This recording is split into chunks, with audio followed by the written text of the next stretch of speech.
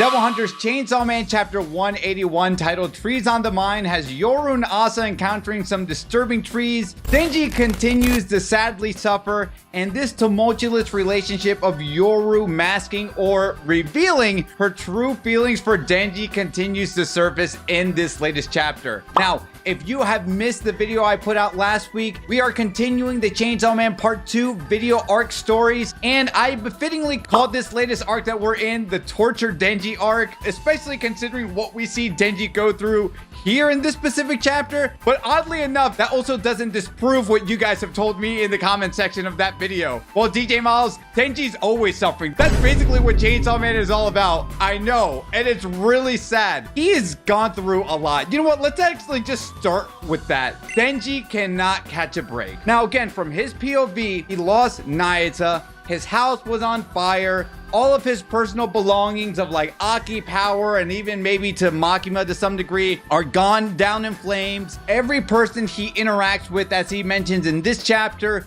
they always meet with the grim fate. So when he wakes up, and how horribly being sucker punched in the face, mind you, with someone who's immediately trying to say, I want to take you out.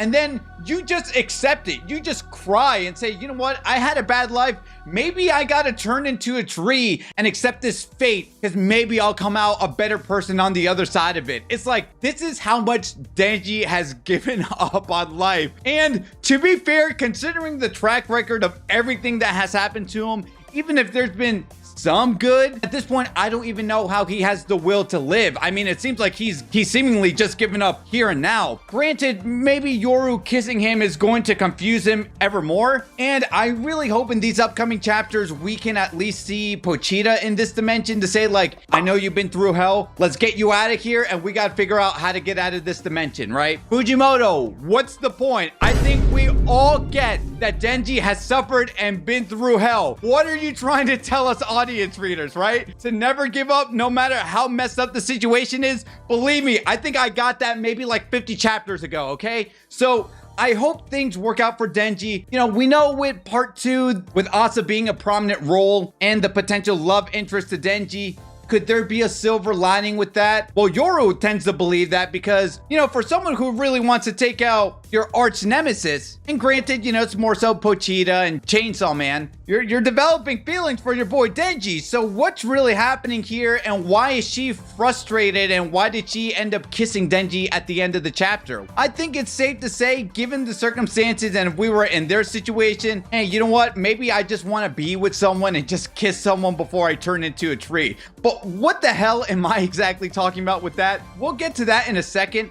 I also wanted to bring some clarification on what we learned in chapter 180, and more importantly, why I think you guys got to join the live stream, because the community and we discussed some crazy things, but there was 2 big key points that we discovered in the live stream last week, which is that the person who could have escaped this forest, this aging devil's pocket dimension, could have been Yoshida. And why do we say that? Because apparently in volume 17 of Chainsaw Man, Yoshida is on the cover of that, but there is a panel of him looking grim and looking depressed, and Yoshida is in this forest. And upon further inspection, a lot of people even said with Yoshida, it could be alluding to maybe even the tarot card, the Hanged Man. Now, if you guys can humor me for a second, and let's just pretend that the tarot card that Yoshida is trying to replicate is the Hangman. This is the description of the Hangman tarot card. It says that it's a card that suggests ultimate surrender, sacrifice, or being suspended in time. Now, there's also reverse meanings of what these tarot cards can mean, right? Like here's the original Hangman, and then what's the meaning of the Hangman in reverse? I'm not gonna dive too much into that rabbit hole, but what I'm trying to get at is I find it very amusing that the Hangman suggests surrender, sacrifice, and being suspended in time. How befitting that the aging devil is bringing us into this world where you don't have to prioritize being hungry or thirsty ever again, and the only thing you have is living in this beautiful wonderland where now the only thing on your mind is going to eventually crack and make you go crazy because there's nothing that you have to worry about. It's kind of like the creepy ultimate paradise in a way. More importantly, the correlations of sacrificing and surrendering yourself. If we look at this panel of Yoshida again, he's surrendering the outcome, and this chapter further reinforces that idea of people who stay here for 1,000 years, they just turn into trees. And then when the trees like rot or soil or whatever the description was given in this chapter, when that person is on the other side of this complete metamorphosis, that is when and only when they transport and go back into Earth or the place that they came from. So Fujimoto could be hinting. Let me know what you think about the tarot reading. Am I onto something here? Also, there's another big talking point where the man talking with Yoru last week also says, hey, you look like Ritsuku, and I'm the youngest person here, and I've been here for 82 years. Well, if we go back to chapter 143 or 144, when Miri was talking to the whip hybrid reveals that she'll be 82 years old. And although at the time this panel was made for laughs, now look at the dialogue that the whip hybrid ends up telling Miri. I'm eternally young and tough as nails. I'll never die. I'm a superior human specimen. I believe I was chosen by God. Now, is Ritsuku the whip hybrid? I don't know. And is Fujimoto making some loose connections to make us believe so? Potentially. But I think what's more important is even looking at the dialogue where she says, I'm eternally young and tough as nails. I'll never die. I'm a superior human specimen. Could this mean that the whip hybrid could have gone through some metamorphosis, not through the punishment that the aging devil makes every person in the pocket dimension go through, but maybe something else? So I'm curious to know what you guys think about that. Now, let's go ahead and talk about chapter 181 and take it from the top as Asa, running through the forest, tells herself not to panic. It dawns on her that this situation is similar to her run-in with the Eternity Devil, and as such, she just needs to imagine this realm as belonging to her.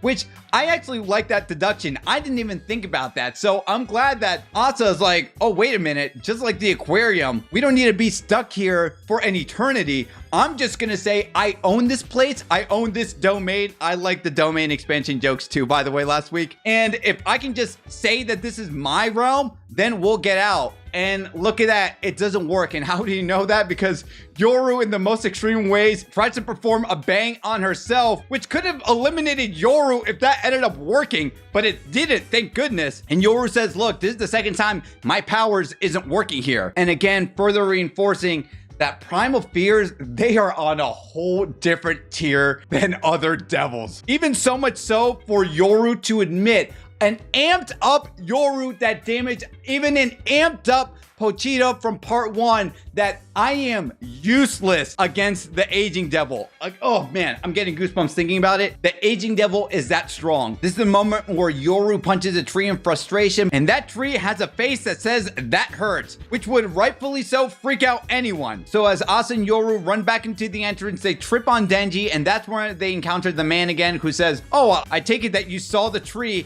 and refer to Asa and Yoru now as Asane, Sanae, however you want to pronounce it, and reveals here that if you live for 1,000 years, you can turn into a tree like them. When the tree rots away in soil, your body and mind have fully become one with nature. You can return to your body in the real world. But how much time passes from this pocket dimension to the actual real world? Is it, like I said last week, something like an Inception, where maybe in the Inception world, maybe like 3 years passes, but in real time, it's only been like 30 minutes or 2 hours, right? Because if you're in this dimension for 1,000 years and you surrender the outcome and you become a tree, and then all that happens, like what is the result in endgame that the aging devil wants? The aging devil has no attachment to life, but it seems like the thing that it's making people do, it's give it the ultimate weirdest monkey paw wish, and you're gonna see how much you're going to hate that choice. So in a weird twisted way, you would think that's a good thing, but then again, if the aging devil has no attachment to life, why would he make people who are stuck in this dimension go through this entire metamorphosis or just this complete teaching? I wonder now if all these people, because granted they're in a huge forest, if the original contract that the aging devil was doing with Fumiko and the rest of those like political heads in Japan made those 10,000 sacrifices alternate into this pocket dimension, and all those trees that are about to wither away go back into the real world. Something to think about with that. What's your guys' best theory with the aging devil's agenda? Now, of course, the last section of this chapter has Yoru punching Denji in the face, telling him to wake up. And this is where Denji profusely apologizes, stating how everyone he ends up meeting suffers from a miserable fate, and for being an empty-headed idiot, he wants to reflect on what he's done wrong, and he doesn't stop crying. And again, out of frustration, when you think Yoru is about to sucker punch Denji, she ends up kissing him to make him feel a little bit better, or selfishly make herself feel a little bit better. Again, I just want to give a big hug to Denji. He's gone through a lot of shit. I can't blame him from his perspective on why he believes the things that he believes at this point in the story. Now, what is Yoru going to do from this? I don't know. And maybe is this the early beginnings of what the aging devil wants from both Yoru and Pochita, that I'm going to make them grow up so I can have a better conversation with them back into the real world. But how does that still correlate into Pochita trying to eat the aging devil because it just wants to have those 10,000 sacrifices of the people in Japan to maybe go in its pocket dimension, or maybe not? There's a lot of questions I have on my mind here, and Freeze on the Mind Fujimoto is definitely a well-fitting title for this. But guys, let me know what you think. We're going to talk a lot more about this in the live stream, which you can go ahead and click right here. Take care.